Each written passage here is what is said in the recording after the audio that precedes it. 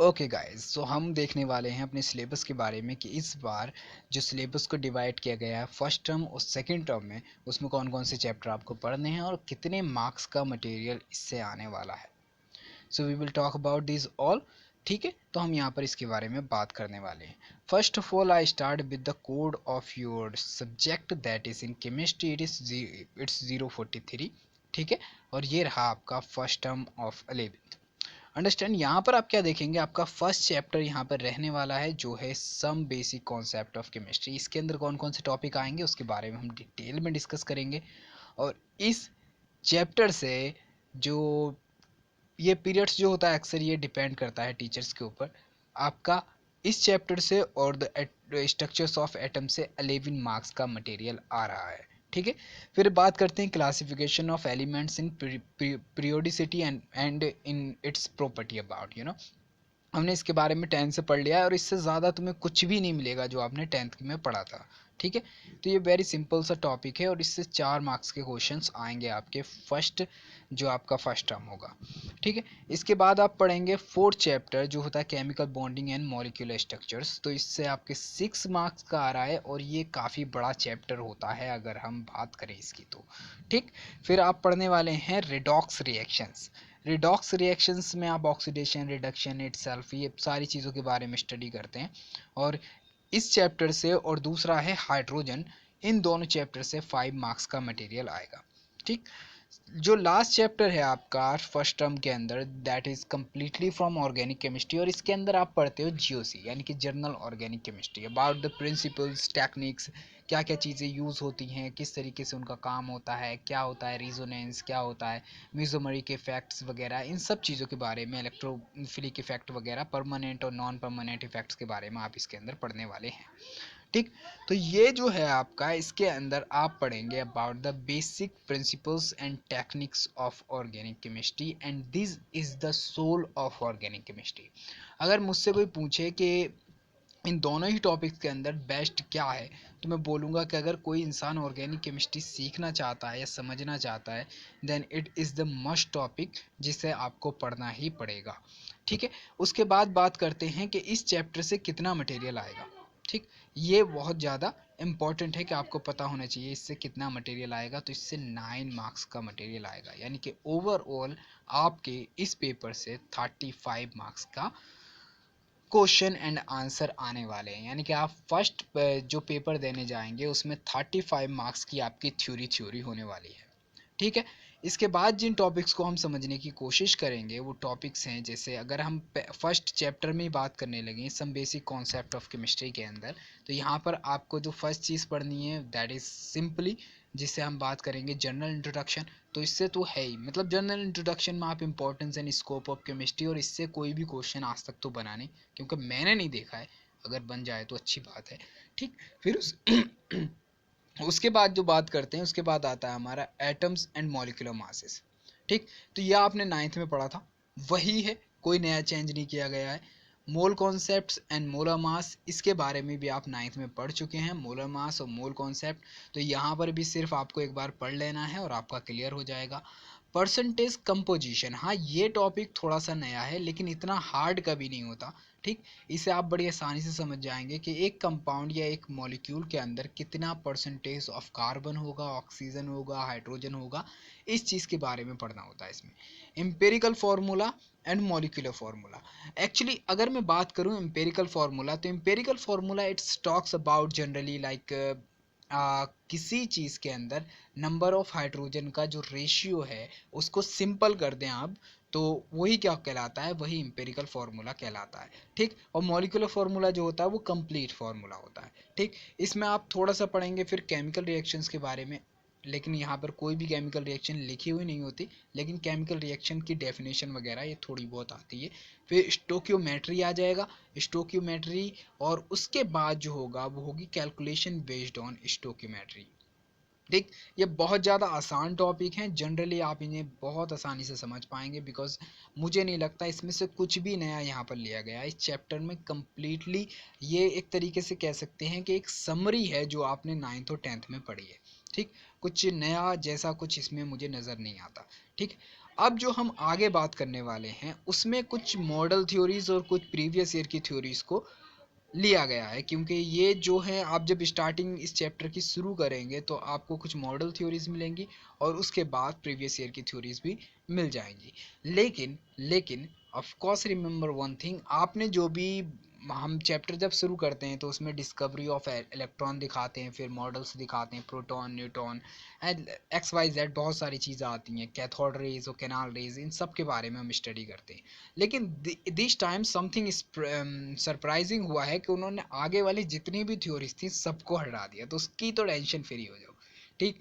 और वैसे टेंशन की बात ये थी कि अगर उससे कोई क्वेश्चन आता तो आप बड़ी आसानी से कर भी सकते थे, बिकॉज इस चैप्टर को मैं एक ऐसे लेता हूँ कि जैसे हम हिस्ट्री की बात कर रहे हैं।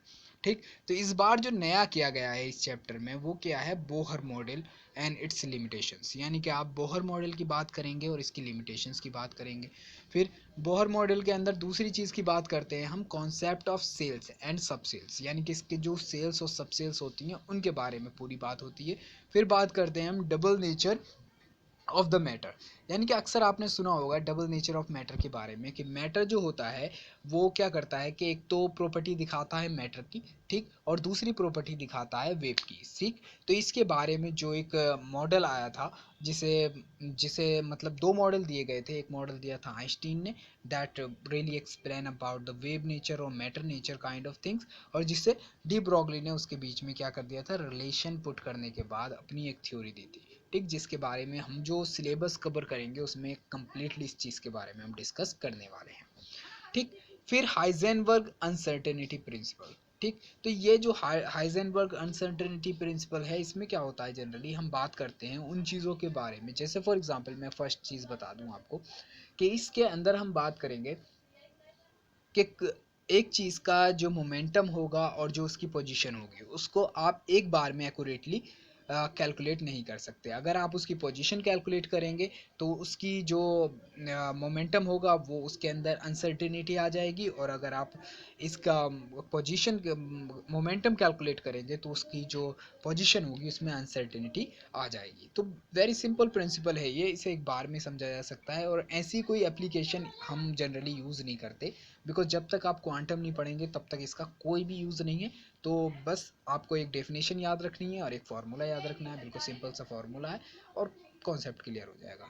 फिर बात करेंगे कॉन्सेप्ट ऑफ ऑर्बिट्स और ऑर्बिटल्स, यानी कि हम यहाँ पर कॉन्सेप्ट ऑफ ऑर्बिटल्स की बात करेंगे, और ये क्वांटम नंबर्स वगैरह, इनकी शेप्स वगैरह जो होती हैं, बहुत आसान सा तरीका है, यानी कि टेम्पल शेप और स्फेरिकल शेप, तो इन चीज़ों के बारे में हम इसमें डिस्कस करने वाले हैं।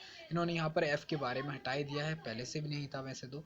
फिर बात करेंगे हम ऑफ प्रिंसिपल की। तो ऑफ प्रिंसिपल क्या कहता है, ऑफ प्रिंसिपल कहता है कि भाई किसी भी एटम के अंदर जो इलेक्ट्रॉन को फिल किया जाता है तो उन इलेक्ट्रॉन को इंक्रीजिंग ऑर्डर ऑफ एनर्जी में फिल किया जाता है, यानी कि जिसकी भी एनर्जी ज़्यादा, जिस इलेक्ट्रॉन को पहले कम एनर्जी वाले में और फिर ज़्यादा एनर्जी वाले में फिल करेंगे आप। ठीक है। अगली बात करने वाले हैं पाउली एक्सक्लूशन और हुंस रूल के बारे में। दोनों ही सिंपल डेफिनेटिक रूल्स हैं, यानी कि सिर्फ डेफिनेशन से इन्हें सेटिस्फाई कर सकते हैं। फिर इलेक्ट्रॉनिक कॉन्फ़िगरेशन के बारे में कुछ पढ़ लेंगे और उसके बाद आ जाएगी आपकी stability of half filled and completely field orbitals. इसमें क्या होता है, जैसे फॉर एग्जांपल अगर आपसे कोई क्वेश्चन करे कि किसी ऑर्बिट के अंदर या किसी कंपाउंड के अंदर अगर उसकी ऑर्बिट क्या है, हाफ फील्ड है, ठीक, तो ये क्या होगा, स्टेबल होगा एज कंपेयर टू जिन एटम्स के अंदर उनकी ऑर्बिटल्स हाफ फील्ड नहीं होती। ठीक। तो उनसे ज़्यादा स्टेबल होगा। ऐसे अगर फुल फिल्ड होगी किसी की ऑर्बिट तो वो क्या हो जाता है, मोर स्टेबल हो जाता है। ठीक है। बिकॉज इनकी एनर्जी क्या हो जाती है, इक्वल हो जाती है, जो ऑर्बिटल्स होती हैं उनकी एनर्जी इक्वल हो जाती है, जस्ट बिकॉज ऑफ दैट हम कहते हैं कि भाई इसकी जो एनर्जी इक्वल हो गई है तो ये क्या हो गया, मोर स्टेबल हो गया है। ठीक है। अगला चैप्टर जिसकी हम बात करने वाले हैं that is about the classification of elements and periodicity in properties. इससे भी बहुत कुछ निकाल दिया गया है इस बार। इससे सिर्फ और सिर्फ बचा है model periodic law and present form of the periodic table. Okay, that is left. फिर बात करेंगे हम पीरियोडिक ट्रेंड्स एंड प्रॉपर्टीज, वो तो आपको पढ़नी थी, आपने पढ़ा भी है 10th में। Atomic radii, ionic radii, inert gas radii, ionization, यहाँ पर आप आयोनाइजेशन की बात करेंगे। ठीक। इलेक्ट्रॉन गैन एंथैल्पी हम जानते हैं इसके बारे में, आई थिंक इतना डिटेल में नहीं था जब आप पढ़ रहे थे 10th के अंदर। तो electron gain enthalpy, electronegativity, even you know about it कि जब हम लेफ्ट से राइट की ओर जाते हैं तो इलेक्ट्रोनिगेटिविटी इंक्रीज करती है, जैसे हम ऊपर से डाउन जाएंगे, अप टू डाउन जाएंगे तो इलेक्ट्रोनिगेटिविटी क्या करेगी, डिक्रीज करेगी। बैलेंसी के बारे में हम पढ़ चुके हैं, even it was in 9th and even it was in 10th। तो क्या होता है बैलेंसी केस में कि जब हम लेफ्ट से राइट जाते हैं तो बैलेंसी इंक्रीज होती है 20 तक, जब मिडल पार्ट तक जब हम पहुंचेंगे कार्बन फैमिली तक, और उसके बाद क्या होने लगेगी, घटने लगेगी। लेकिन ऐसा कुछ नहीं होता, ज़्यादातर जो एटम्स होते हैं सेकेंड पीरियड के अंदर उनकी बैलेंसी अक्सर बढ़ती है।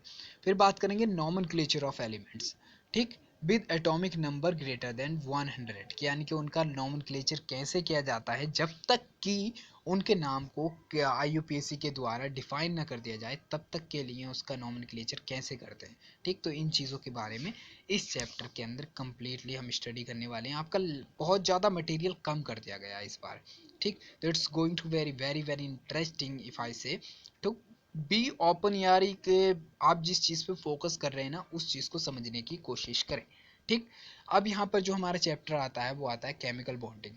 Even if I talk about this chapter, तो जनरली जब हम इस चैप्टर को पढ़ाते हैं तो बच्चों को सबसे ज़्यादा कन्फ्यूज़न इसी चैप्टर में होता है, और ये चैप्टर बहुत ज़्यादा टाइम कंज्यूमिंग है। देखो एक बार अगर हम इसे देखें कि यहाँ पर इसके लेक्चर कितने होंगे केमिकल बॉन्डिंग के, तो इसके लेक्चर होने वाले हैं 14।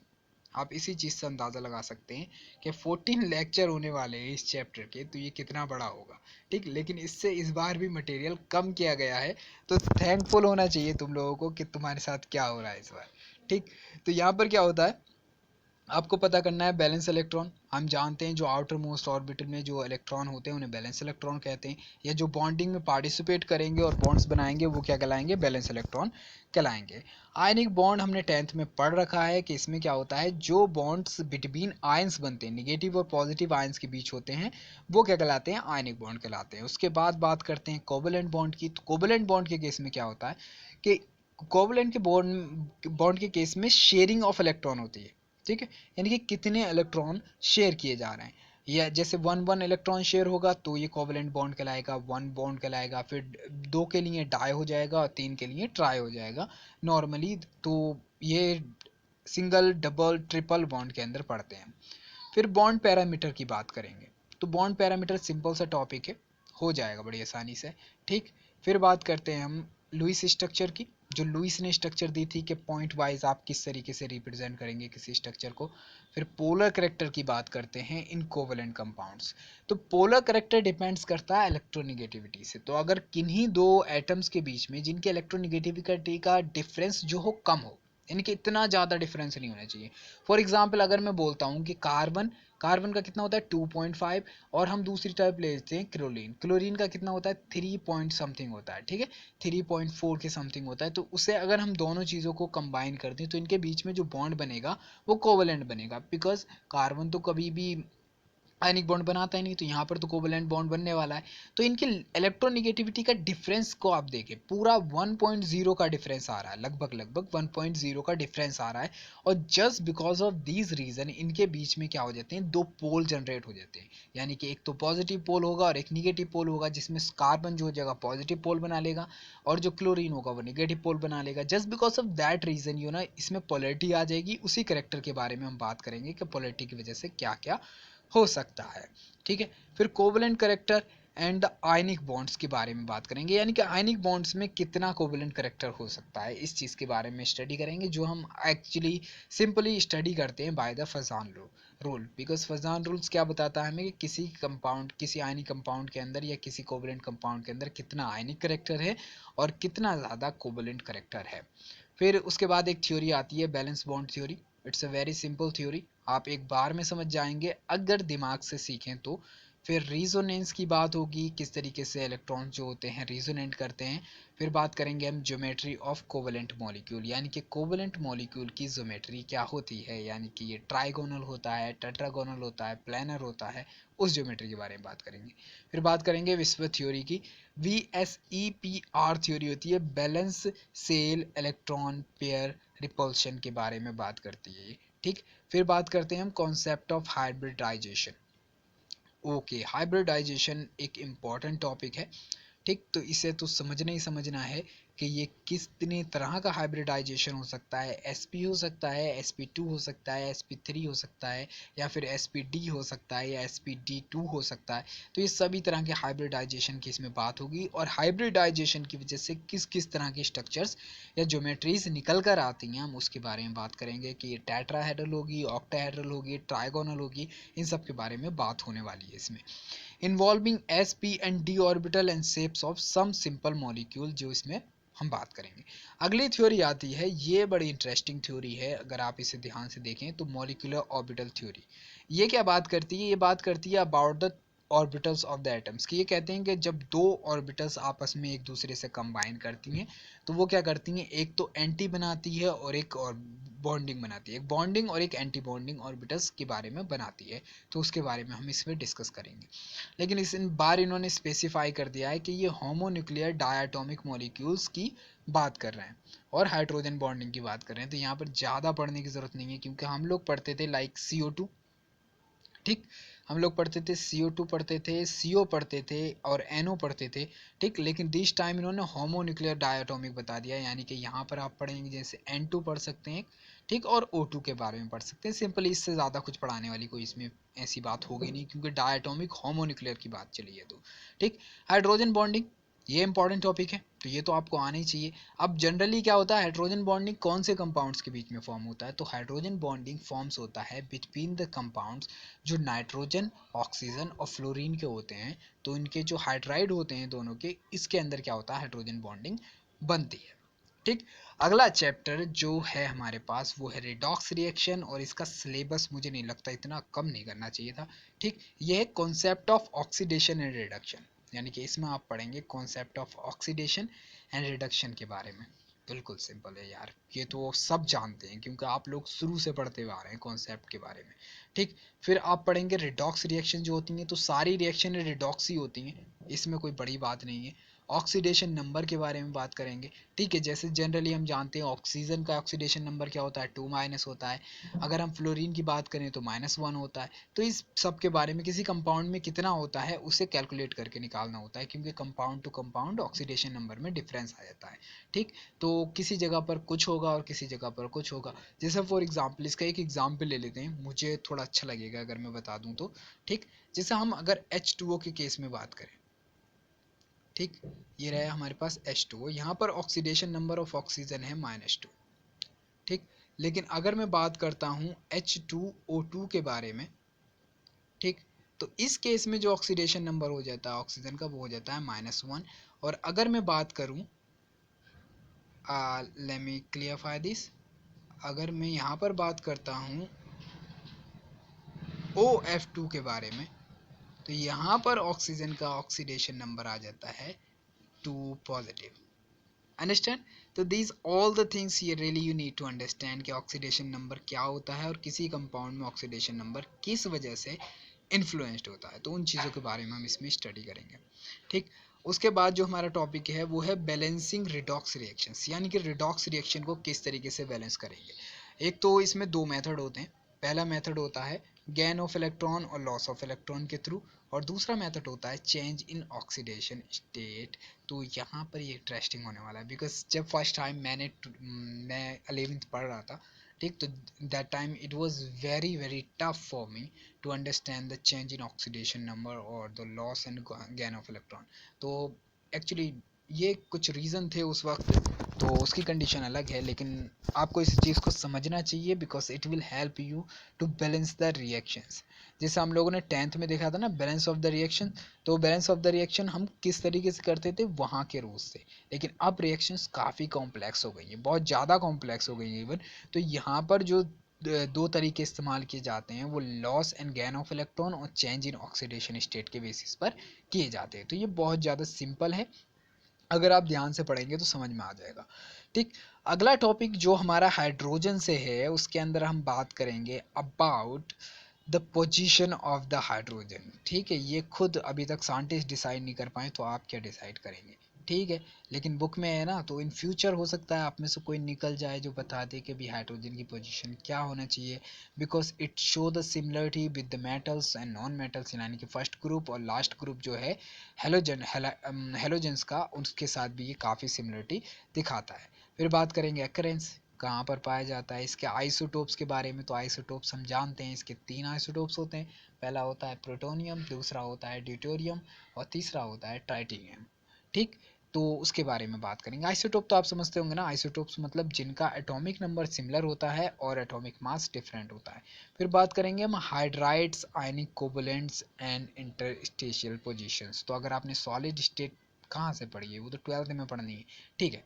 तो यहाँ पर आप हाइड्राइड्स और आयनिक कोवलेंट्स के बारे में बात करने वाले हैं। फिर बात करेंगे हम physical and chemical properties of water, यानी कि इसकी फिजिकल प्रॉपर्टीज कैसी होती हैं और केमिकल प्रॉपर्टीज कैसी होती हैं, ठीक। फिर हैवी वाटर की बात करेंगे। हैवी वाटर में क्या होता है कि इसका फॉर्मूले में जो सेकेंड वाला ड्यूटेरियम नाम का जो आइसोटोप होता है वो आ जाता है हाइड्रोजन की जगह, तो ये क्या हो जाता है, हैवी वाटर हो जाता है। फिर हाइड्रोजन एज फ्यूल और आर फ्यूचर, यानी कि हमारे फ्यूचर में हाइड्रोजन को हम एज अ फ्यूल इस्तेमाल करने वाले हैं। तो ये काफ़ी इंटरेस्टिंग टॉपिक है, इवन इसको तो डिटेल में पढ़ लेना, कभी ऐसे वगैरह पूछा जा सकता है आपके कॉलेज वगैरह में, तो वो लिख के चिपका देना उस पर। अच्छा परफॉर्म करोगे तो अच्छे मार्क्स मिल जाएंगे, ठीक है। हो सकता है कोई छोटा मोटा अवार्ड भी जीत लो, हो सकता है, कुछ भी हो सकता है, ठीक है। तो अच्छे से प्रिपेयर करोगे तो अच्छे मार्क्स मिलेंगे, सिंपल सी बात है, ठीक। अब ऑर्गेनिक केमिस्ट्री के अंदर जो हम बेसिक कॉन्सेप्ट्स और प्रिंसिपल्स और टेक्निक्स की बात करने वाले हैं, तो उसमें जब इसकी स्टार्टिंग होती है तो वही सीधी सी बात है, जब ऑर्गेनिक केमिस्ट्री पढ़ाएंगे तो इंट्रोडक्शन तो आपको बताना ही है, ठीक। फिर बात करेंगे क्लासिफिकेशन के बारे में। Classification was based on IUPAC system, ठीक है। तो इसमें कुछ नहीं होता, सिर्फ 10 कार्बन तक का नंबर याद करना होता है और उसके बाद उसमें एन, इन और आइन लगा देते हैं। फिर जो भी फंक्शनल ग्रुप आते जाते हैं उसमें ऐड करते जाते हैं। तो बिल्कुल सिंपल है, ऐसा कुछ हार्ड आने वाला है नहीं, ठीक है। तो ये तो सबसे आसान तरीका है। फिर बात करेंगे इलेक्ट्रॉनिक डिस्प्लेसमेंट और covalent bond. Of course organic में कोवलेंट ही होंगे, कौन सा ही आयनिक बनाने वाले। तो इसके अंदर पढ़ेंगे आप इंडक्टिव इफेक्ट, ठीक। इंडक्टिव इफेक्ट बात करता है कि जो इलेक्ट्रॉन का पेयर होगा बिटवीन बॉन्डिंग के बीच में वो किस तरफ शिफ्ट होगा, ठीक। फिर बात करने वाले हैं आप लोग इलेक्ट्रोमेरिक इफेक्ट के बारे में। How good that is electromeric effect, ठीक है, बहुत आसान है, ये तो नॉन टेम्परेरी इफेक्ट है। फिर रिजोनेंस एंड हाइपोकंजुगेशन, ठीक। तो रिजोनेंस के अंदर क्या होता है, electron one place to other move करते हैं, ठीक है। जैसा आपने देखा होगा ना, रिजोनेटिंग स्ट्रक्चर ऑफ बेंजीन, काफ़ी डराने वाली चीज़ है लेकिन कोई फ़र्क नहीं पड़ता, बड़ा आसान है, ठीक। फिर बात करेंगे हाइपर कंजुगेशन की। तो हाइपर कंजुगेशन में क्या होता है कि हाइड्रोजन का मूवमेंट होता है from one place to other, ठीक। होमोलिटिक एंड हेट्रोलिटिक फिजन, क्या बात करनी है इसकी। होमोलिटिक के केस में मैं बता देता हूँ पहले आपको। होमोलिटिक का मतलब होता है कि बराबर, यानी कि समान, बराबर रूप से कोई बॉन्ड टूटे और उसके इलेक्ट्रॉन जो हों वो सिंपली इक्वल अमाउंट में दोनों के बीच बढ़ जाए, वो कहलाएगा होमोलिटिक फिजन। और अगर हेड्रोलिटिक की बात करूँ तो हेड्रोलिटिक का मतलब होता है कि जो बॉन्ड हो वो टूटता है और टूटने के बाद पूरा का पूरा पेयर एक ही एटम के पास पहुंच जाए, तो उसे बोलते हैं हेड्रोलिटिक, ठीक। अगर फ्री रेडिकल की बात करूँ तो ये फ्री रेडिकल जो होता है ना, यही होता है होमोलिटिक फिजन। और अगर कार्बोकेटाइन की बात करूँ तो इसमें क्या होता है कि कार्बन जो होता है उस पर पॉजिटिव चार्ज आ जाएगा, और कार्बन एनायन की बात करूँ तो इसके केस में क्या होगा, कार्बन पर निगेटिव चार्ज आ जाएगा। फिर आप थोड़ा पढ़ोगे इलेक्ट्रोफाइल्स के और न्यूक्लियोफाइल्स के बारे में, ठीक। तो जो इलेक्ट्रोफाइल्स होते हैं वो क्या होते हैं, these are attack on negative charge वाली चीज़ों पर अटैक करते हैं, और जो न्यूक्लियोफाइल्स होते हैं वो पॉजिटिव चीज़ों वाली पर अटैक करते हैं। तो इलेक्ट्रोफाइल जिसके ऊपर इलेक्ट्रॉन्स हो उस पर अटैक करेंगे, जो इलेक्ट्रॉन लवर हो, ठीक।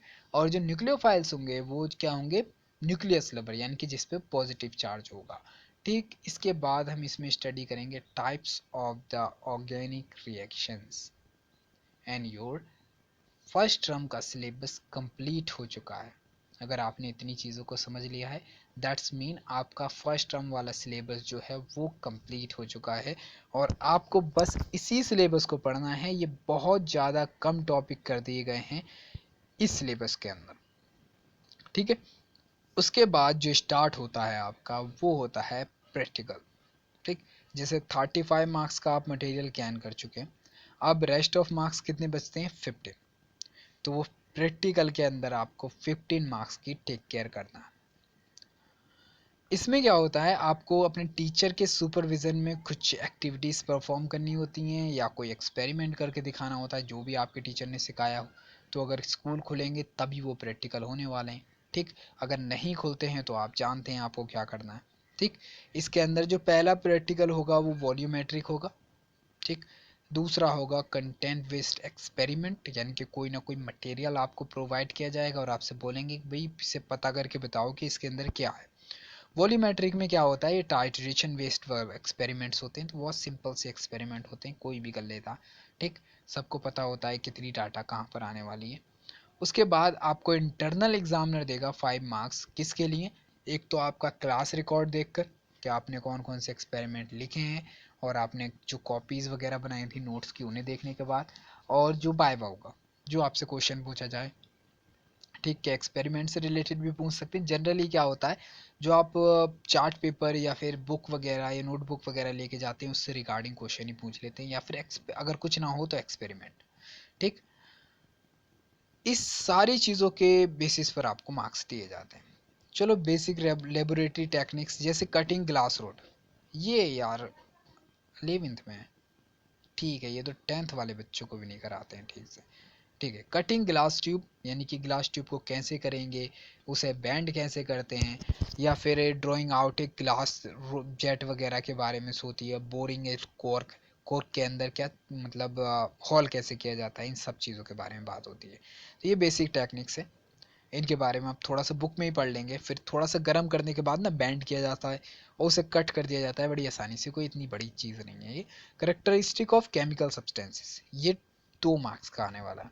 इसमें क्या करेंगे आप, इसमें करेंगे आप determination of melting points of organic compound, यानी कि आपको कोई ऑर्गेनिक कंपाउंड दिया जाएगा और आपसे बोला जाएगा कि आप इसका क्या कर दो, डिटर्मिनेशन कर दो इसकी मेल्टिंग पॉइंट का, ठीक।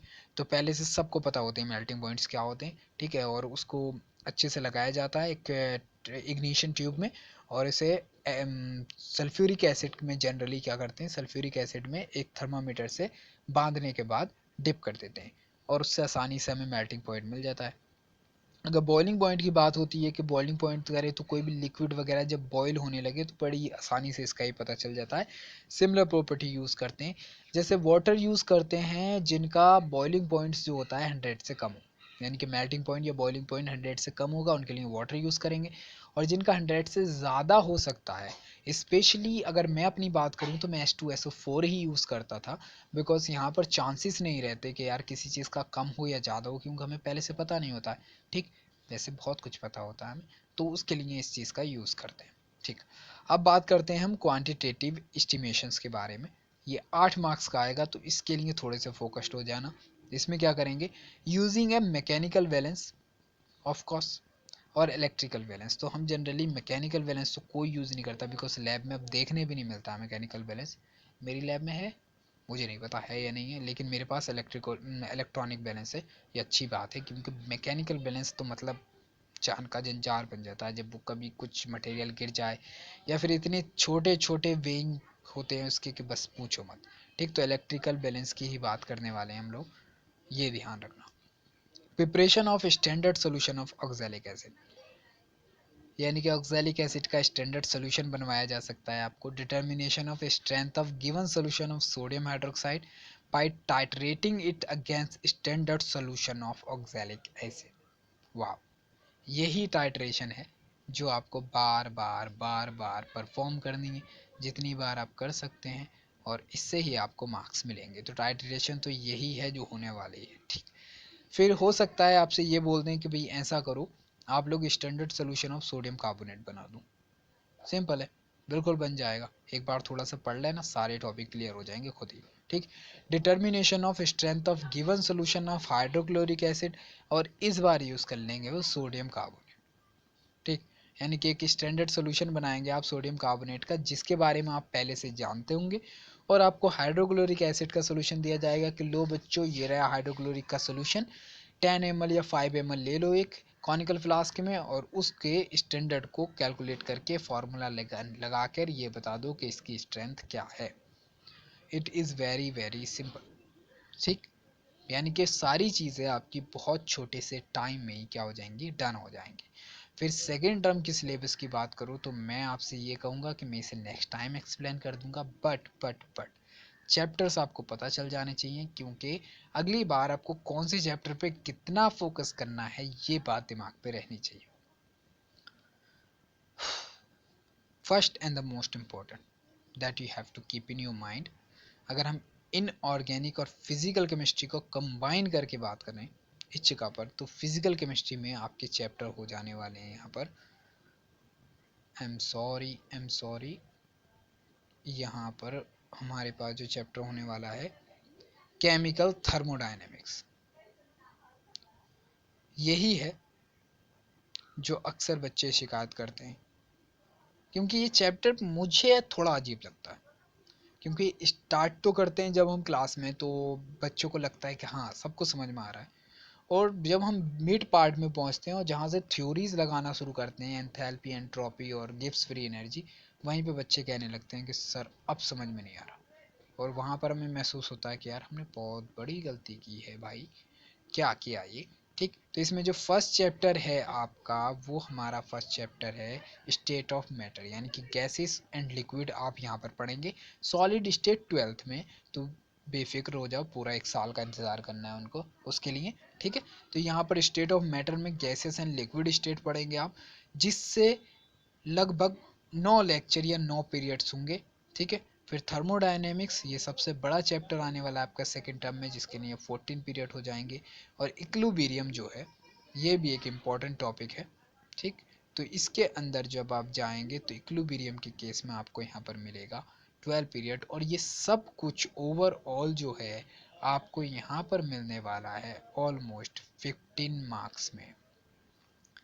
यानी कि सबसे ज़्यादा वेज जो वेटेज आएगी आपकी फर्स्ट सेकंड टर्म के अंदर, वो इक्लुबेरियम से आ जाएगी।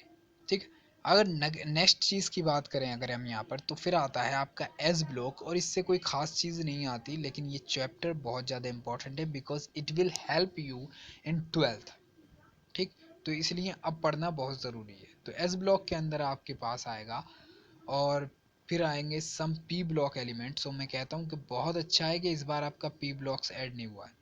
ठीक, क्योंकि ये काफ़ी बड़ा चैप्टर है, इसमें काफ़ी चीज़ों को कंबाइन कर दिया गया है एक तरीके से, और ये 11 मार्क्स का, यानी कि सेकंड सबसे ज़्यादा इम्पोर्टेंट जो चैप्टर होने वाले हैं आपके, वो एस ब्लॉक और पी ब्लॉक होने वाले हैं। Last but not least that you are going to study about, और इसके मार्क्स बहुत ज़्यादा वैल्यूबल होते हैं, क्योंकि अगर आप किसी कॉम्पिटिटिव एग्ज़ाम की तैयारी कर रहे हैं तो यहाँ से आपको काफ़ी स्कोरिंग सब्जेक्ट मिलने वाला है।